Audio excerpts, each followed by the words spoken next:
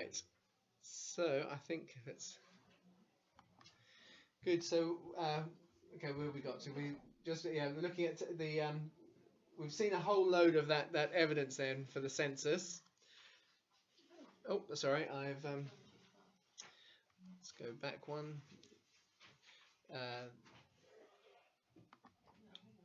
No, where are we? Next slide. Okay, yeah. So on that issue, so I mentioned, so we'd had introduced to us the idea that there was a census that wasn't for taxation, but it was actually about bonding the empire together. And actually, we have some information about that. There's an inscription, a very long inscription. So I've got lots of dots in the middle just to draw out some things in Paphlagonia. Now, Paphlagonia was part of the Roman province of Galatia that got incorporated into the empire. It's in 6 to 5 BC. And when they got incorporated in, they had to register. So we have this all written down on a piece of the big plaque that's been excavated. So we can read about the process. It says the oath that was to be completed by the inhabitants of Paphlagonia, and then it's got a long thing. It shows what the oath is, and it's about allegiance to Caesar and so on. And in the same way, everybody in the land swore in the Augustan temples in each district. So this is a pagan area, so it's not therefore up in Jerusalem in the temple. But they have found something similar, which is the various kind of smaller shrines and so on. People have gone there to register. They've sworn an oath. We have a record of it. And they're doing that between 5 and 3 BC. So it seems it takes a couple of years to kind of fully organise and fully run a census, which again makes sense because nothing is instant in the ancient world. You have to kind of send information out, and then the preparations need to be made, and things need to be kind of distributed, and there's a process, and not everybody's going to get the word straight away. There'll be a long period when you can turn up and register and so on. It's not like a kind of a Western census today where we get a snapshot all on one day. It's a much more of a rolling process, and as we can see, there seems to have been a couple of years running in a small area, much smaller than Jerusalem would be. Sorry, not Jerusalem, Judea and Galilee would be. We've got that process going on in Paphlagonia. And then we actually discover something about the process that Josephus tells us about, and how on earth people miss this, I don't know, because Josephus is such a kind of obvious source for the history of the Jews. He tells us that, moreover, there was a certain sect of Jews who were greatly in favour with the women of Herod's court. Okay, so the women of Herod's court had a particular preference for this particular sect of Jews. And who are they? These men who had it in their power to control kings. They were extremely subtle, ready to attempt anything against those whom they didn't like. So, and he's actually talking about the Pharisees here, so just so you know. And this is what he then goes on and tells us. He says, when the whole Jewish nation took an oath, so he refers to the whole Jewish nation having to take an oath. Okay? No evidence, remember, no evidence for the census. And to be faithful to Caesar and to the interests of the king. So it seems that in Jerusalem, Herod has inserted, not just you've got to swear allegiance as we read about it in Paphlagonia, but he's inserted a line about himself, which is totally in keeping with what we know about him. He was massively insecure about his role in Judea, because his parents were Edomites anyway, and so he's never quite fitted in. And in the interest of the king, and these men, who numbered about 6,000, refused to swear, i.e. the Pharisees refused to take part in the census. Does that make sense? Makes sense in the census. So the king, he goes on, the king, having laid a fine on them, and Pheroras' wife, and Pheroras is one of his brothers, one of Herod's brothers, i.e. Herod's sister-in-law, paid the money for them. So here's a process that Josephus is telling us. There was a census. Everybody was supposed to swear allegiance to Caesar, just like we found across the rest of the Roman world. Herod has inserted an allegiance to himself in it. The Pharisees just say, well, we're not going to do it. We're not going to do it. But of course, it's probably being administered right the way across Judea and Galilee and so on in the synagogues. And that's probably perhaps part of the reason why it's not always seen as being the same, because there's no great movement of people as Luke's census. Because in Luke's census, we got the impression of everybody having to leave where they're currently living and going back to their place of birth registration. But we're actually going to see that's partly something we've read into Luke. If we read it carefully, we're going to see it's slightly different what he actually says. But I'm just kind of tying the two together. So anyway, so she paid the money for them, and they, in requital for her kindness, in other words, they were very grateful to her, prophesied that God, having decreed to put an end to the government of Herod and his race, i.e. the Edomites, because you see he's not properly Jewish, the kingdom would be transferred to her and Pheroras and their children. So of course, well, Pheroras is an Edomite as well, but she's Jewish, so it's kind of coming back through her. And then, so when that happened, the king put to death the most guilty of the Pharisees. So Herod actually executes them. So he likewise slew everyone in his own family who adhered to these things, which were said by the Pharisees. So we're not quite sure. Pheroras seems to have died, but we don't have any record that it was Herod that did it. But here's Josephus saying he certainly killed anyone in his own family who listened to this prophecy from the Pharisees that actually that one of his brothers would end up kind of taking over and it would kind of leave him and so on. So Josephus references a registration happening in the final years of Herod the Great. So, and you can see, of course, how insecure that whole process is making Herod, which again fits with the gospel narrative. At the time when Jesus is born, Herod seems to be exceptionally insecure. And it seems, as you read Josephus, that the census is part of what kicks off a big chunk of this insecurity. Just another little kind of touch on here. It talks about the women, the Pharisees being really popular with the women of Herod's court. We find that confirmed actually in the rabbinic writings, that actually in Herod's court there were a lot of patrons of well-known Pharisaical speakers. The Rabbi Hillel, who was probably the most famous of his generation, the generation before Jesus, he was sponsored hugely by the family that Nicodemus is a part of, who were a Pharisaical family.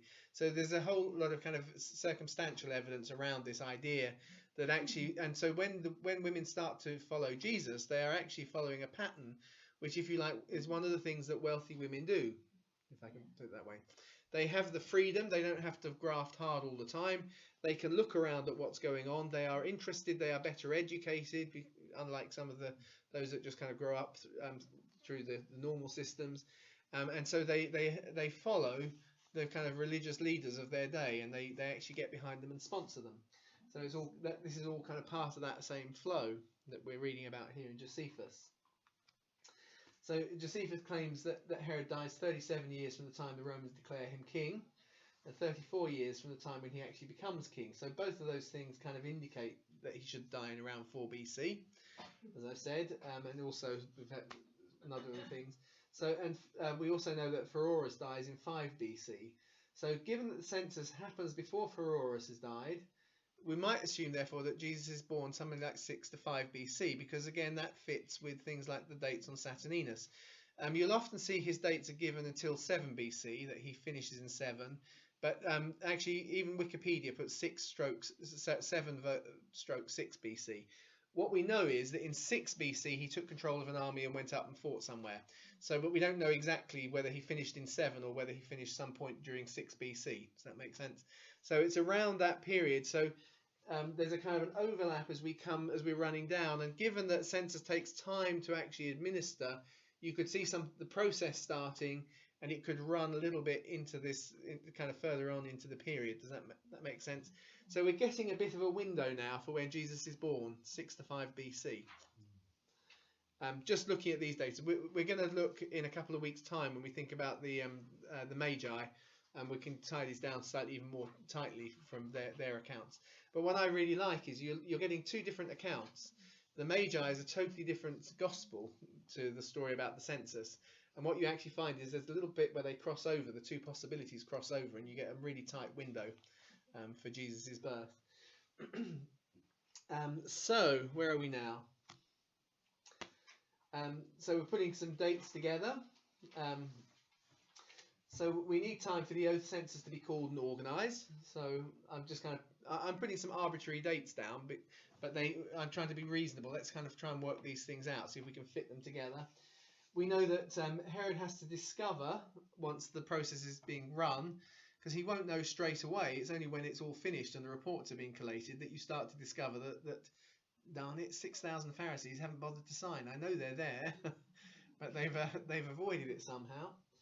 And so he then has to think of a response and communicate it out through the Pharisaic synagogues that they've been fined.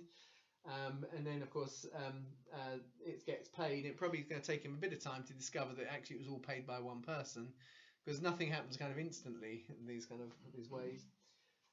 So the Pharisees return their favour by prophesying, because they're so grateful they don't have to pay the fine. So they give her the prophecy. The rumours circulate, then they get discovered, because no one's going to go straight away and tell Herod. So give them that a couple of months. And then Herod executes his revenge, so it's going to take a little bit of time as well. So let's estimate 12 to 18 months for all of this to happen before Pheroras' death in 5 BC. So the census looks like it's kind of running up to around that kind of period, putting it all together. What have we got? Oh yes, this is a kind of summary statement taken from a history, which is the word there, apographe and apographastai.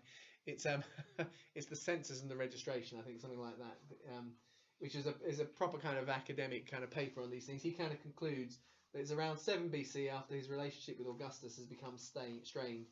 Herod required the people to take an oath of allegiance to Augustus and himself, and the whole Jewish people were involved, and they must have begrudged this as an action. And it's probable that some of the machinery of enrolment would have been established to ensure the execution of the oath-taking.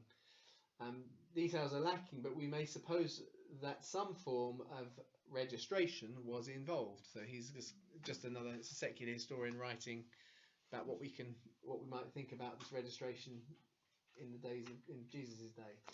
So my possible run of events, we just kind of put years on it, would be something like this. So it's around 8 BC. Saturninus is legate of Syria, and Quirinius has been sent up now in a military capacity, so he's a bit of a sub-governor, a legate legionis rather than the legate praetoria, whatever it was. And the word comes through that they're going to register everybody, and they've got to register them and take an oath. So the work starts, and we're having to recruit village scribes for this and get them in place. And there's probably a bit of a rolling process. 2 of Herod's sons start making jokes about their half-brothers during that period. So we're moving on to about 7 BC. That's where Herod's son Antipater is raising the accusation about the insult that's been made against him. They're found guilty, the 2 brothers that have raised that insult, and so they're executed. It's during that time that John the Baptist's birth is foretold to Zechariah, during 7 BC, while this is all going on. It's a client kingdom, so Herod has some freedom as to how they're going to administer this. See, that we do know about a client kingdom. And actually he can see the possibility of actually kind of shoring up his own position, which has always been ambiguous, because he's been disliked in Judea since he was voted in by the Romans and came down with a Roman army and took control, and they never really see him as a proper Jew. So he sees an opportunity, so he decides to include himself in the registration process, because then he can officially report back to Caesar, I have a signed document that says that they're allegiance to you, but he's also included within that a statement about his legitimacy as king. So he conducts and he conducts it according to Jewish record practices, but he adds that thing about allegiance to himself in the text. Now, what we read in Luke is everyone went to his own town to be registered. So he doesn't say there what he means by his own town. And Joseph went to the town of Nazareth. Oh, so Joseph went to Nazareth. So his own town is Nazareth. So is it going to your birth town in Galilee to Judea, to the city of David called Bethlehem, because he was of the house and the family line of David? And it's a little bit on how you read it. Is it that everyone goes to their own town, which for most people is I just go to my local synagogue and I have to register there? But given what we know about, it's quite possible that it's just those who belong to the house of David who are required by Herod to make themselves known. Now I'm speculating a little bit, but I'm just kind of putting the things together. Because one of the criticisms sometimes is this idea that if across the whole of the Roman world everybody had to go to their birth town, that's a massive logistical headache. But actually Luke doesn't necessarily have to be read that way. First of all, this is the way that they did it in Judea, is not necessarily the same as everywhere, but actually says that they do it in their own town. But because Joseph is from the house of David, he has to go to Bethlehem, to the town of David. And that actually, it may be that there's a particular kind of clause because of Herod's suspicion, and as we're going to see in a few weeks' time, when we look at the issue of Herod's relationship and his fear about the coming Messiah, which is a kind of a growing thought in Herod's mind, that actually he has put something in there very specifically for the identification of those who are part of the house of David. Does that make sense? Yeah. So I'm not saying that is the way it is. I'm just saying it's possible, and that to me kind of makes some sense. So 6 BC, the registration starts. Most of us registering in their hometown where they've already got facilities in the synagogue to check people's identities. And it's possibly Herod's insecurity that means those ancestral connections to ruling families, they're told to go back to their ancestral home rather than just wherever they happen to be currently working. And I put here in 6 BC is when we're going to see is probably when Jesus is born. I have a question. Yep, go on, Sharon. Based on this. Well, it's saying here under 7 BC that was during the period that John the Baptist's birth is foretold to Zechariah. Yeah. So that would mean that John had not been born in 7 BC, and Jesus was born about 6 months after John. So Jesus is born about 6 months. So sorry. So you can at the beginning of 7 BC is probably we did John last week. So it's around the beginning of 7 BC is probably when Gabriel is appearing to John. To Zechariah, sorry. Then we don't know how long the gap is after he returns home. What we're going to see with the Magi. My math is messed up. So 6 BC would be later than 7. Yes, because we're in BC. We're running in the opposite direction. Yeah. Don't worry at all, Sharon. I regularly do those kind of things. It wouldn't surprise me at all if you find in there I've got a BC when it should be an AD. That's one of my favourite tricks, is to write the wrong thing in there. I'm not good with math. Don't worry. Let's keep going. So he went to be registered with Mary, who was promised in marriage to him who was expecting a child. I've got the question there. Why does it refer to Mary being registered? In a similar sense as in Egypt, we know that the women weren't registered, but there are some differences. In Syria, women weren't exempt from paying the poll tax. So already we know that, if you like, the way in which they register women in Syria, which is currently covering Galilee, is different. And in addition, obviously there's a protective reason for taking Mary. She's become pregnant while technically not, and the marriage has not yet been consummated. And so actually it's convenient perhaps to remove her from where she is well known at that period, and take her down. But there is also an intriguing little thought which I sometimes kind of play around with, which is if this issue of the house of David has been highlighted, and actually there might be a bit of an ambiguous state, which is the registering of Jesus. Actually the registering of a new, if he's born during the period of the registration, it may be that he has to be registered too. So you can actually see that the possibility of actually timing wise there being a number of things kind of coming together. So it's perhaps convenient to give Mary some space from those that knew her straight away. We can spend a little bit of time before coming back, and then it's not so obvious to folks. So she travels down, but if we're going to be there when the census happens, it means that Jesus will have been born before the census is concluded. Therefore, does he have to be registered if he's a son of David? You see all the possibilities, which would then be perhaps why we have two references to the fact that actually the records in Rome are really good proof of the story of Jesus. It may be, and I'm only putting them as maybes, but I mean it as maybes. I don't want you to think that I'm saying that this is definitely the way it is. I'm just saying it's interesting to think that kind of could explain the kind of the sense that they have of that actually it's a really good proof, the census records, because it even goes right the way down to Jesus' name. Born a descendant of David, perhaps because particularly the family of David is Herod is perhaps looking to identify who they are and so on. Am I right in thinking that Mary also was related way back to the house of David? We are, yeah. We're going to before tonight is through, we will look at that a little bit. Oh, right. Yeah, we will. Late 6 BC, as a result of the registration, as we're going to see, these are some extra events which we're going to cover in the next few days. Not next few days, next few weeks. We're going to look at some of these things. As a result of the registration, they're analysed, and Herod becomes aware that there's been a campaign of non-registering by the Pharisees.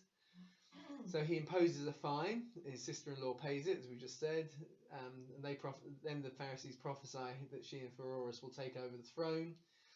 So in 5 BC, perhaps, Pheroras dies. Herod kills the leaders of the Pharisees, and I put there, and the Magi turn up. Now remember, you've got to remember that the Magi don't turn up the day that Jesus is born. They come sometime after. They see the star when Jesus is born, so I put them arriving in 5 BC when actually, and what all I just want to draw out here, because we're going to look at it more seriously in the end of this period that we're looking at, when we look at Jesus having to flee to Egypt, is that you can start to see why Herod is getting particularly edgy. Because actually there's a prophecy being put around by the Pharisees, who are really influential, as Josephus told us. They can bring down kings, and they're prophesying somebody else coming, and it's gone right the way into his family, and some of his own family have believed it, and so he's had to execute members of his own family. And we're going to find as we get into 5 and 4 BC, he executes even more members of his own family. So the way he behaves is very in keeping with what we can see going on with this very insecure king. So let's go back to the registration. So Matthew starts his whole gospel with the book of generations, the Biblos Genealosis, which is actually the book of Genesis. That's what it means. He starts his gospel with the book of Genesis of Jesus Christ, and he runs that all the way back to the son of Abraham. And if you go back in the book of Genesis, you find, these genealogies, which it's sectioned up with, these are the book of the generations of Terah, of Jacob, and these are the book of the generations of Jesus, and it goes all the way back to Abraham. So he's kind of set up in his gospel his connection right the way from creation narratives and the patriarchs. He's actually tied Jesus right into them and given him his own book, his own book of Genesis, which is part of the way it's done. But you can actually translate that as along the lines of, this is the official generational registration document of Jesus Christ. And I've been a little bit deliberately kind of expanded the meaning. It's quite simply, you can see it, Biblos, and that's the book of generations. But actually that little phrase is used of these registration documents, which actually go right the way back in Jewish history and in secular history, locally held registration documents. So it's almost, here is Matthew starting his gospel saying, I've got the document. So maybe we have something of this. So in other words, Matthew 1 to 16 is saying he's perhaps been copied directly from the registration writ of Joseph, as is maintained by the village or the temple scribes. There is a process that we do know about here. And we know that at different times and so on. But in all of the Semitic kind of cultures, generation documents are a bit like your ID card, and learning them as a way, it's a bit like knowing the password. So if you are traveling kind of a long distance, and you're going to meet people who are members of your family but connected several generations ago, and part of the way you identify yourself is you know the generation. So it's a really important thing. But therefore it's also important that you can't fake it, and that the records are held somewhere. Right the way across the ancient world, you have centres where actually registration documents are kind of held in a big scale way, and you also have local documents. And that's also part of the tax system. That's why sometimes you need a census for tax. We need to know everybody who lives in the town. We hold those locally, but equally we have a list up in the regional centre, in the capital. Does that make sense? And so Matthew, as a tax collector, of course, has access to those things. And so maybe he's gone off to go and find the list and presented it. I've actually done a little recording just on Matthew's the first chapter of Matthew, or the first half of chapter of Matthew, which is on if you want to look at any of the teaching, I think it was a supplementary to this, so we won't do it tonight, but going through all the names in Matthew's list and explaining them and so on. But that's there. So he finishes, and Jacob is the father of Joseph, the husband of Mary, by whom Jesus was born, who is called Christ. So this would be something to do with the records that Joseph has to carry with him and has to authenticate when he gets there, tie them together as he goes back to the house of David. But we get a slight different story in Luke's genealogy, which I think you were touching on here, Mary. I think you.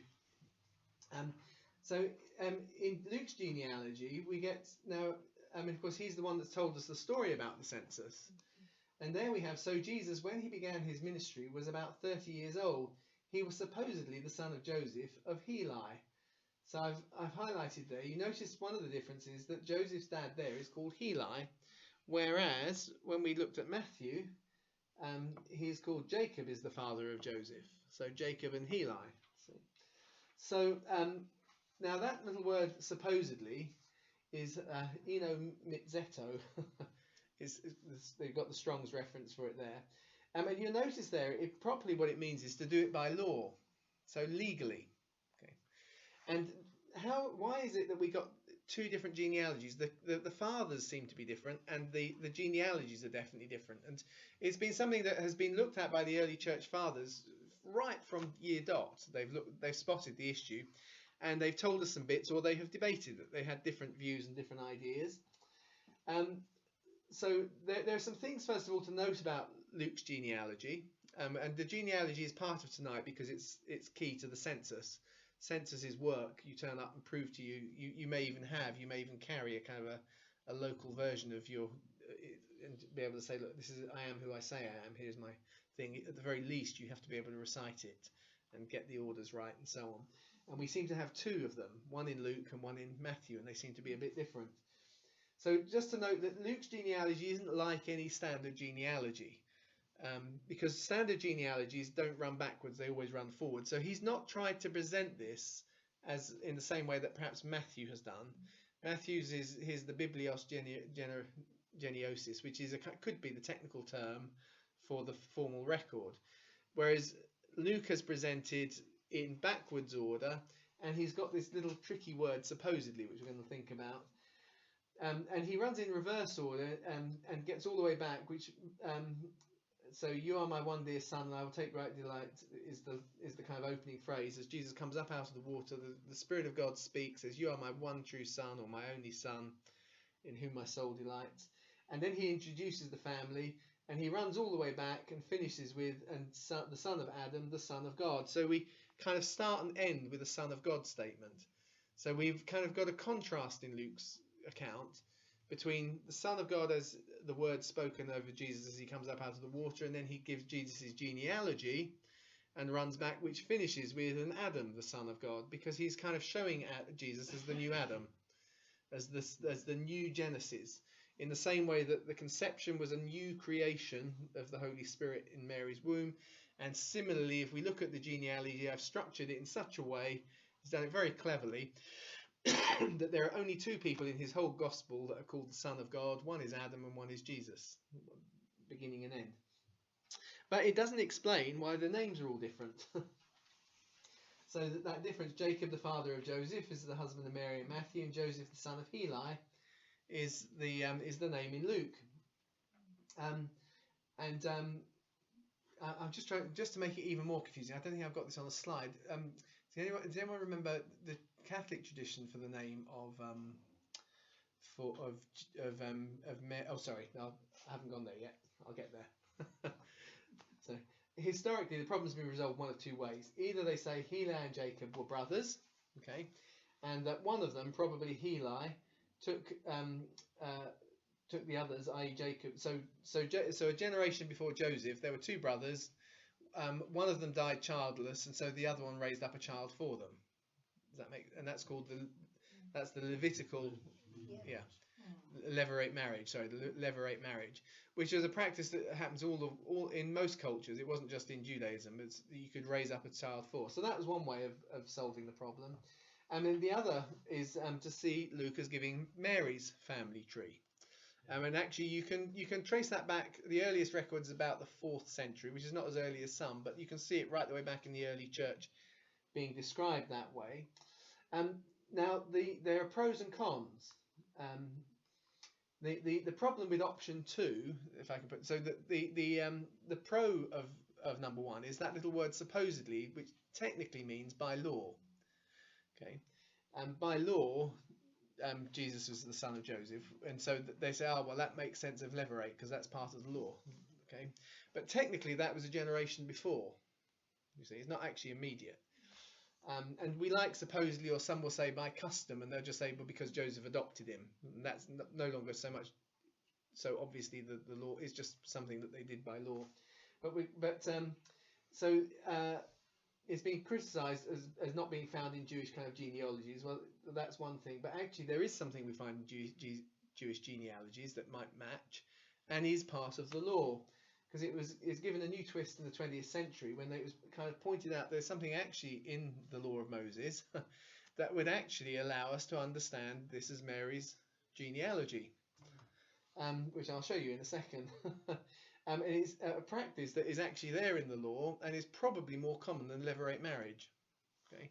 Which is what happens if only sons can inherit and I only have daughters. Okay? Now, what happens in that? What actually happens is that the son-in-law adopts your genealogy. Okay, so we actually see an example of it in Scripture, but that's actually what happens. Here we are. I think we've got it here.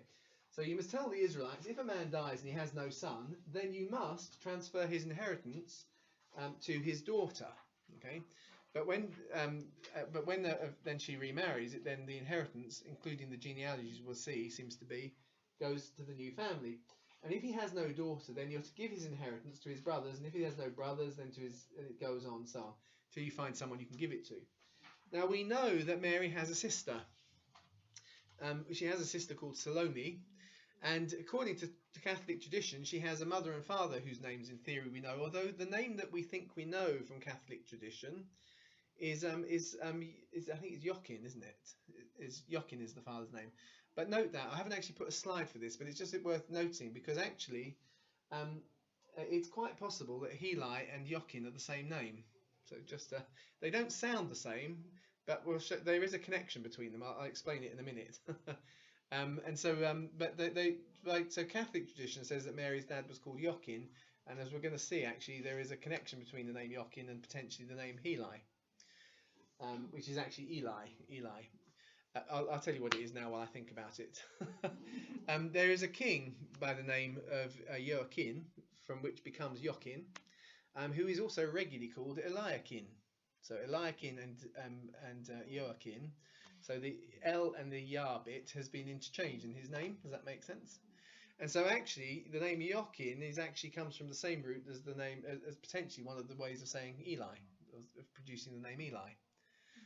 Okay, so it's just an interesting little kind of connection. So this will be for Israelites will be a legal requirement. So actually that phrase appears in the law. It says it's a legal requirement that you pass on the inheritance, and part of the inheritance is actually your genealogical record, and it's a really key part of the inheritance because it has money that goes with it as much as anything else, and it has rights that go with it. So there are rights embedded in your genealogy. So it is part of the inheritance, and you have to pass it over to the daughter, and then when she gets married, it then belongs to the new family and the husband. Does that make sense? So by law now, it becomes part of Joseph's inheritance. It becomes part of his story. So we can see this practice actually in the family of Barzillai, the Gileadite. Everybody know him? One of those characters. Did anyone watch that quiz Pointless? I always think, I hope they have if I was on there, I'd love to have one of biblical names, because I'm a bit sad. I reckon I probably know quite a lot more biblical names than most people, and partly it's because I'm always interested in what do they mean. But right now I can't tell you what Barzillai means. But anyway, he's a wealthy supporter of David. But actually, what happens is the situation at some point. His family line, someone adopted sons who marry his daughters. Okay. So at some point down in his family line, one of his sons doesn't have any sons, only daughters. So they take on his inheritance, and those adopted sons are actually Levites. But when they come back after the exile. The Levites have to prove that they are really Levites, but they don't have their old Levitical genealogy anymore. They've only got Barzillai's, because Barzillai was famous and everybody wants to remember that they're related to him. Does that make sense? So they've only got that that record, so they can't prove that they were also Levites. You see the way the story works. So we just have an Old Testament example of this law in practice. So that they can be considered sons of David, but they can't be considered sons of Levi because they have the genealogical records that take them back to Barzillai, but they don't have the ones that took them back to Levi. So they get written out of the Levitical priesthood. So they can't minister in the temple and so on. So the descendants of Barzillai who had taken a wife from the daughters of Barzillai the Gileadite and was so called by that name. So there you go, there's the little reference. So they'd married in to women who had an inheritance because they'd taken it from their brothers, and therefore they got the registration. So they searched for their records in the genealogical registration but didn't find them. So therefore they were excluded from the priesthood. So they couldn't find their other registration document. So it seems that, as I say, Mary has no brothers. She just has a sister Salome we read about in the Gospels. So her father Heli, therefore she would inherit that, which means Joseph would take it on when he marries her. And as I said, actually there is a connection between Joachim, which is the historically the traditional name of Mary's dad, through the king Jehoiakim, who becomes Joachim in the vernacular, but also becomes Eliakim, which is Eli is a short form of course.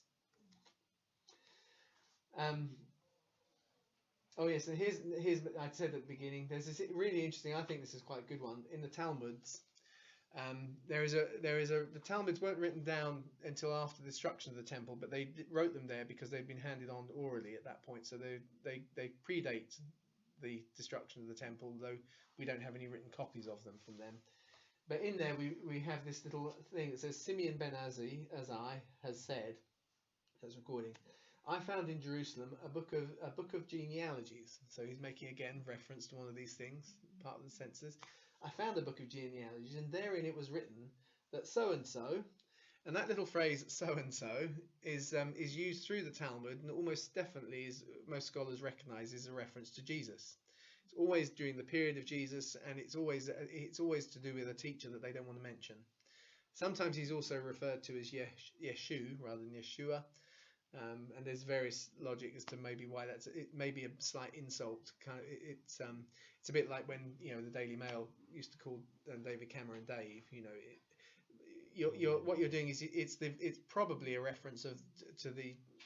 I say probably. There's various theories, but the one I like is that it's probably a reference to the Galilean dialect.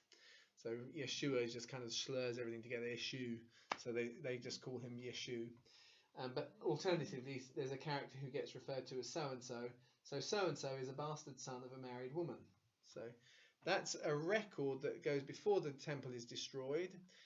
So it goes right into the period of Jesus. And what we have is someone claiming that so-and-so teacher who everyone recognises, well, I say everyone, most scholars recognise as being a reference to Jesus.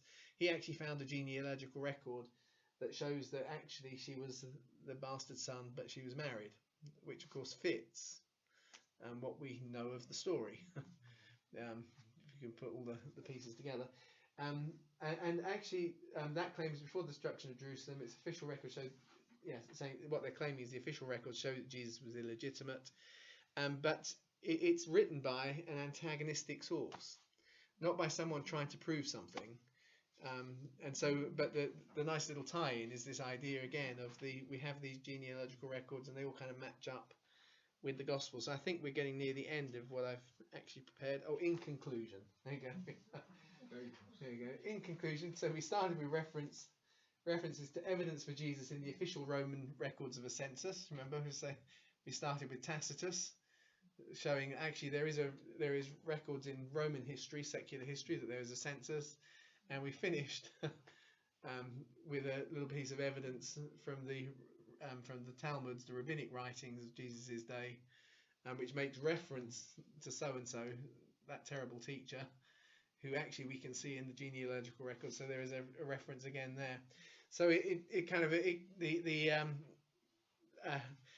although it was one of those things, the passage in Luke that was so problematic, but it's always the way. Often the things that are the richest kind of sources are often the ones that are hardest to fit together, and because they're true, they don't easily, they they haven't been told to easily fit together. They've been told because they're true, and then we have to work out how they fit together. But actually, the history works pretty well. So it's not been too inspirational tonight. It's been rather technical.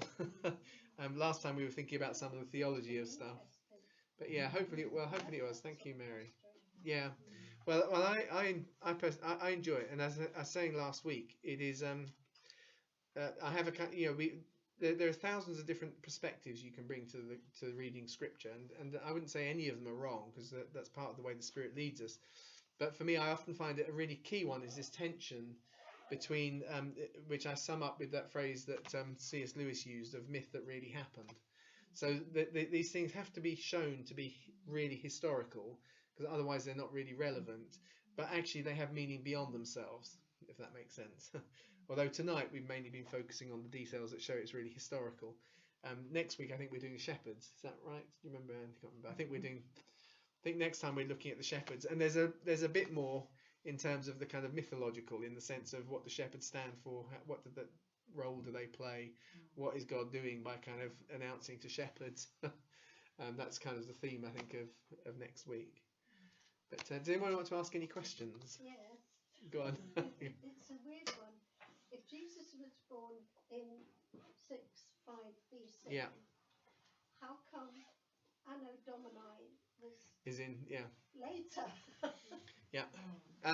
It goes back to a medieval monk who wrote the kind of history, and history is not an easy neat thing. The reality is, which is why you can always criticize anybody's history line. You can always because history never has. You don't dig up a thing that kind of says exactly on this date, and so on. What you have is you have to kind of work it out. Well, this would have taken 9 months before the baby is born. It takes so many days to walk from here to here. So we kind of are piecing lots of bits together that could vary a bit, and you're trying to make lots of things from lots of sources eventually fit together. Which means when you do, it's not difficult for somebody else to come along and go, problem, look at this. I would say this is the case. Now, the thing is, when they do that, what they often don't know is that the solution you'd come up with is nowhere near as good a fit for everything else. All they do is they make this one line fit well, if that makes sense. So anyway, that was a rather long-winded way of saying, Mary, is that he basically, there is a very particular area where for some reason he's compressed some dates. So he's missed by a few years. Although there are still people, as I was saying at the beginning, who want to keep it really close to that zero. Well, there's no year 0 BC, but 1 AD. That kind of say, no, he didn't make a mistake. It's modern thinking that's made the mistake. But that's the reason. Just had a sudden thought, maybe it was when they came back from Egypt. Yes, well, the early church does tell us that Jesus has 2 years in Egypt. So which we'll do that in that last week, because we'll think about what's going on in world history during that last 2 years when Jesus is in Egypt. But again, part of what we try and do with this, and eventually the plan is, as you know, is when I finish doing the Old Testament ones, is to do these as doing the Gospel ones, which is a couple of years away yet. But that's why I like to do this, because actually tonight there's some slides that I didn't do last year. Each time you do it, you add a bit more, so it means that when it comes to writing, it's going to be a lot easier. Because it's I've got a lot of the quotes already written down now and things.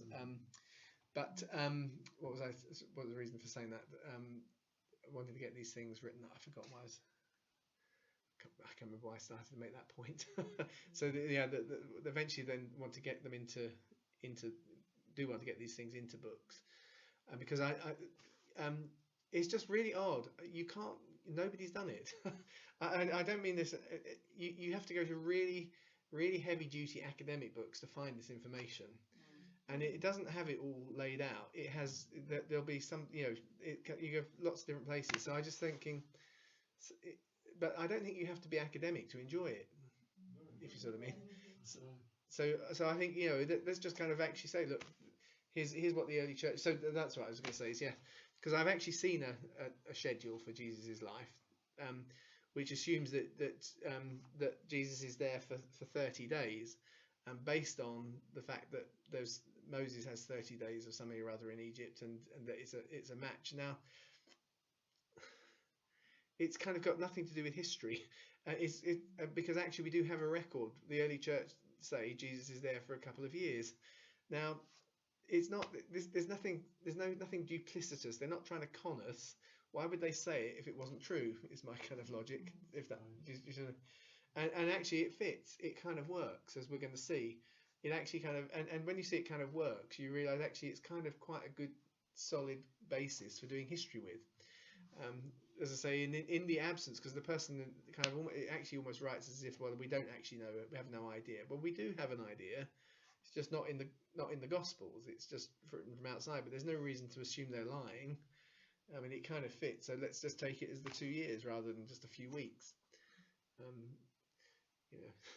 Anyway, there you go. Go on. Just touching on the genealogy again in Luke. Yeah. I've heard it said that it was necessary to prove that that was Mary's genealogy. I think there was a key figure in it called Nathan, because at the time of the exile, the line of Zedekiah and Jeconiah were actually disinherited. Yeah. And therefore, if Jesus had come from that line, yeah, he would have been barred from being the inheritor of the throne of David. Yeah. So the other thing is that because it looks like the male is the custodian of the life of the race, and therefore is got the life of Adam in him, it would be necessary that Jesus was divorced from the sinful life of Adam, but that he was nevertheless Adam's descendant through Mary. Yeah. Yeah. See what I mean? What do you think? Can you comment on that? On the two, well, the first bit, yeah, I think is the first one is a kind of proper biblical theological sort of. This sounds like I'm going to say something else in a second, but I was just going to say. So you get in Jeremiah, who says, even though he's a signet ring on my finger, I cast him off, and no descendant will prosper sitting on the throne of David. And actually, in one sense, God gives himself a problem because he's said that it would be a son of David. So, but actually, the if you like, the right to the throne still comes through him. And actually, in Jewish thinking, strangely, it often is counterintuitive to us because we talk about the patriarchs, but actually, it was more of a matriarchal society, and that actually, even today, because I had a Jewish friend at university who said this, that actually. Direct lineage is still counted through the women because she's the only way you can be 100% sure she is kind of Jewish. Now I was that she really is. So sorry. So actually the passing on of inheritance rights is actually by adoption, not which we think of as a child from outside our family. What it means is, of all the people who could be my kid. That's the one who's going to inherit. Yeah. So the adoptive right to kingship does still come through his line. It comes down therefore through Joseph, who then receives Jesus and adopts him. So that line is accepted. But the physical biology is still connected to the house of David through Mary. The other side is much more. I'm not saying it's not. Theologically, it belongs much more to the kind of the period of the Reformation, where Calvin writes about, what's the effect of original sin? Does it actually leave a material substance in the body of the human, and so on? And so it is a much later kind of an argument, and it probably it depends on your spectrum where you sit on some of those other kind of issues.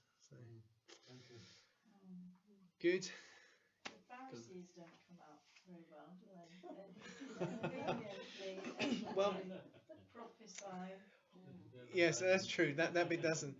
Yeah, that bit doesn't look good, does it? Although you might say that even in Christian circles we have a tendency to be a bit like that, can't we? Paul writes about not treating people just because they seem to have the wherewithal to be to look important, to treat them especially. But it's a very human tendency, isn't it? Yeah, thanks. And also, did you communicate with Stephen Fry and put him right? No, I didn't. I think you should. Yeah. Yeah. Have you paused? Oh yeah, we can stop this now. Okay. Definitely pause this time.